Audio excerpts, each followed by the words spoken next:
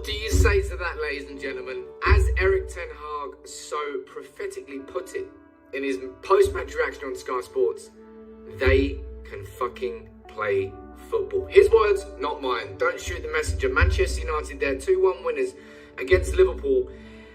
Yes, we're above them in the Premier League. Yes, we will take that win. And wow, what a wonderful night that was for Manchester United on and off the pitch.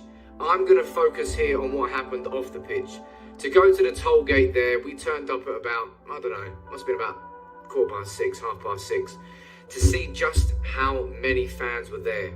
Thousands. I mean, you couldn't get in the toll gate. That march lasted 40 minutes. We were there holding the flag up. Fucking, it was fantastic. Not one violent fan there whatsoever. Everybody there marching against the Glazers, sending the strongest of messages there. So incredible to everybody who turned out to that. And big up to the 1958 for giving us this voice and this front that every fan can support and get behind. Well done to them. Well done to everybody who turned up. And I tell you what, well done to Manchester United, who showed that they can play football tonight. We made changes. Harry Maguire dropped out. Luke Shaw dropped out. Cristiano Ronaldo dropped out. And that was an actual performance against Liverpool at Old Trafford. From the first minute, we were on it. Like wasps to beer in a fucking pub garden. We were there. We were hustling for the ball. We were there as soon as the second ball dropped.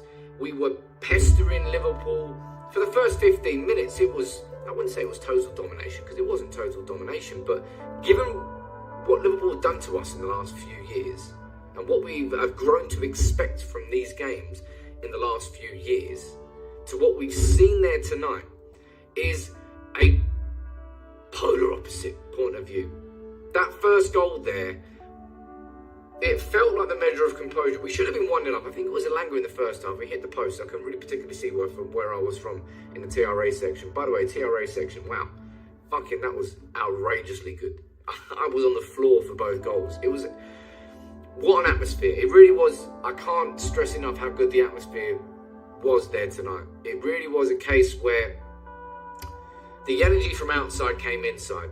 And I mean that from the protests and the feeling that everybody had in sort of getting behind the club and supporting the club transferred into the fans and maybe transferred over onto the pitch. I don't know, but something was different today. Whether it was just the fact that Maguire and Shaw and Ronaldo were out of the team and, of course, Malacia who came in. Is it Malacia or Malacia? I don't actually know. Tyrell. I love you, Tyrell. What a bloke. My word, how good did he play there tonight? I mean, I'm going to speak about individual performances later in the show, but just to see that today there from United overall, from what we've done there from the first two games against Brighton 2-1, Brentford 4-0, to that there tonight against Liverpool.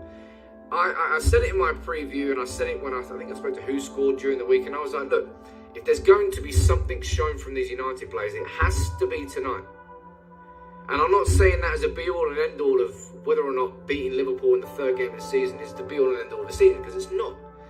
But if we didn't show up tonight, it would have been such a continuation of what happened last season under Rangnick and Solskjaer, that the same sort of paintbrush could be used for Erik Ten Hag, but it didn't happen. The fucking players turned up tonight.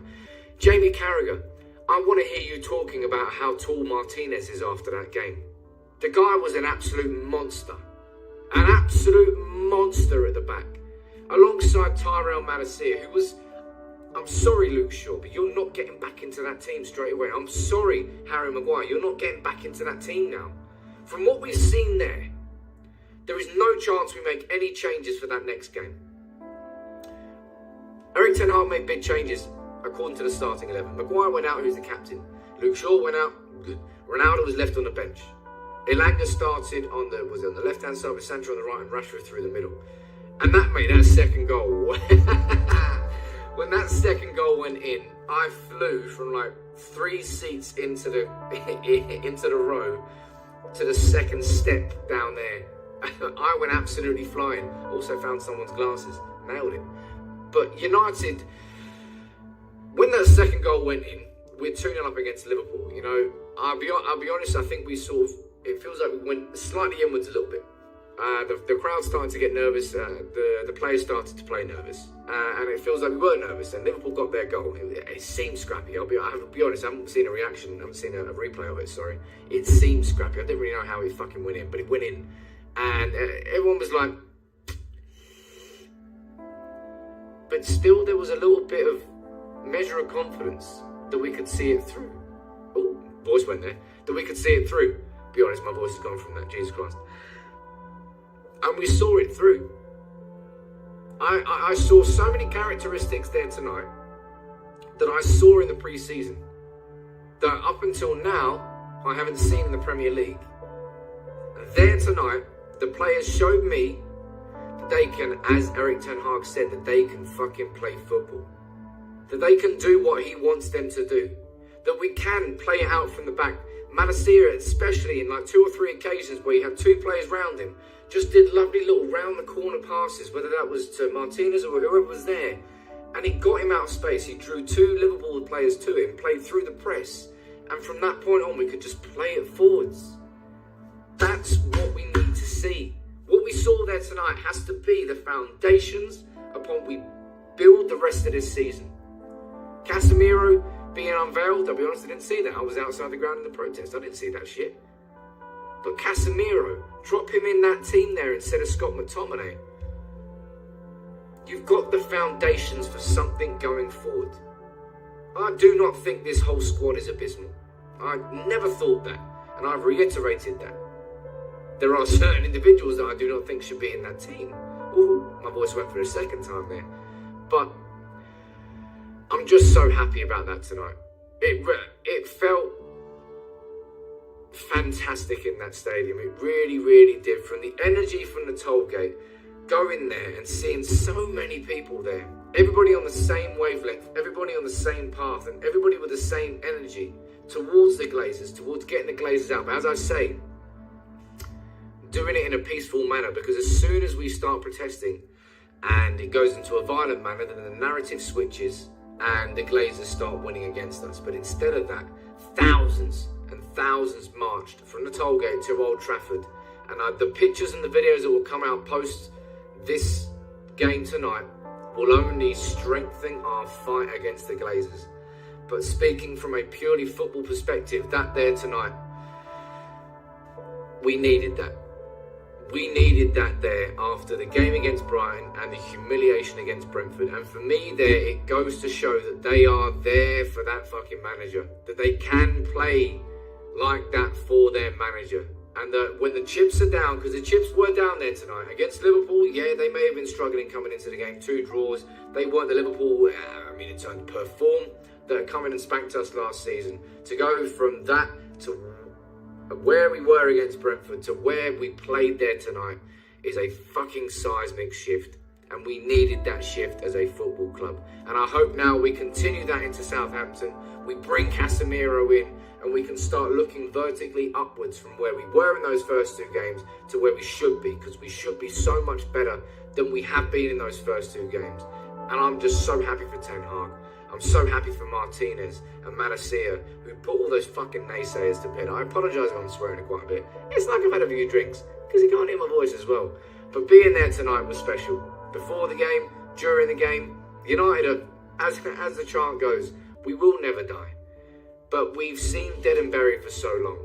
Tonight there, I think the players have shown that they're willing to play for the manager, that they are capable of playing for the manager. Add Casemiro into that. Add Anthony into that. Jesus. Add even Gakpo or De Jong into that. Let's start talking. Let's start cooking. But tonight there, that goal from Sancho, ultimate composure on the edge of the box. The ball, I think, was from Eriksen. Sancho almost felt like he had a time to take a touch, look up, see where he wanted to put it, slide it into the corner. And Rashford, well done, Marcus, had the composure. Keepers there. Oh man, we went balmy when that went in. Absolutely mental. I loved it, you loved it. I apologise if my match reaction's late, but Jesus, almost like I'm in Manchester and I've gone to the game. I've had a few beers, you can let me off for that. But tonight, the biggest story is that march before the match against the Glazers. It's the biggest unit, it's the biggest I've ever seen it. And I hope it continues to get bigger and bigger and bigger and bigger until Jim Ratcliffe owns Manchester United. But for tonight only, Man United 2, Liverpool 1, I'm taking that. And as Erik Ten Hag said in his post-match reaction, this team can fucking play football. More of that.